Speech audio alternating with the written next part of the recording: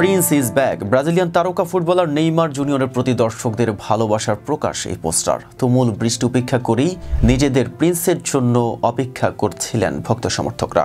স্টেডিয়ামে জায়গা করে নিলেন হাজার বিশেক দর্শক। অনেক দর্শকের হাতেই banner the Prince is back. স্টেডিয়ামের বাহিরে AI দিয়ে তৈরি করা বিশাল এক গ্রাফিতি, সেখানে নেইমারের মাথায় মুকুট। নেইমারের প্রত্যাবর্তনকে ঘিরে আয়োজন করা হয় জমকালো এক কনসার্টের। তবে বৃষ্টি বাধা হয়ে দাঁড়িয়েছিল।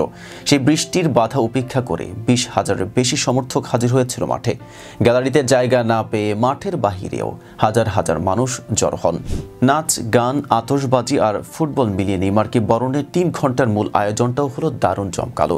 ঘরের ছেলেকে বরণ করে নিল সান্তোস। সাও পাওলোর ভিলা বেলমিরো কিংবদন্তি ফুটবলার পেলের স্মৃতিধন্য এই মাঠেরই ঐতিহ্যবাহী ক্লাব সান্তোসের হয়ে খেলেছেন পেলে।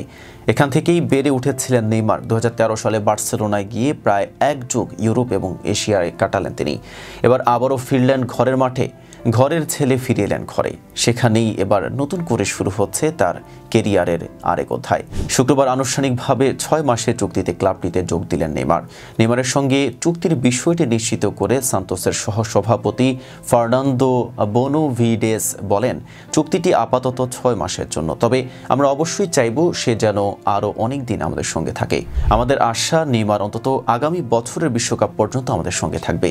32 বছর বয়সী এই তারকা বার্সেলোনা ও PSG মাতিয়ে 2023 সালে যোগ দেন সৌদি ক্লাব আল হিলালে। বিশাল অঙ্কের চুক্তিতে সৌদি আরবে পাড়ি জমালেও মাত্র 7টি ম্যাচ খেলেই চোটের কারণে ছিটকে যেতে হয় তাকে। দীর্ঘ সময় চোটের কবলে পড়ে থাকতে হয়েছে মাঠের বাহিরে। 2023 সালের অক্টোবরে ব্রাজিলের হয়ে 2026 বিশ্বকাপের বাছাই পর্বে খেলতে গিয়ে বাঁ হাঁটুর লিগামেন্ট ছিঁড়ে যায় নেইমারের। সেই চোট তাকে 1 বছর মাঠের বাহিরে ঠেলে দেয়। এরপর আরও কিছু হ্যামস্ট্রিং ও হাঁটুর চোট তার ফেরার পথ আরও কঠিন করে তোলে। সান্তোসের উরবানো কালদেইরা স্টেডিয়ামে এক জমকালো অনুষ্ঠানের মাধ্যমে তাকে স্বাগত জানানো হয়। দর্শকদের সঙ্গে কখনো হেসেছেন, কখনো বা কেঁদেছেন। এতক্ষণ সাথে ছিলাম মেহেদি হাসান।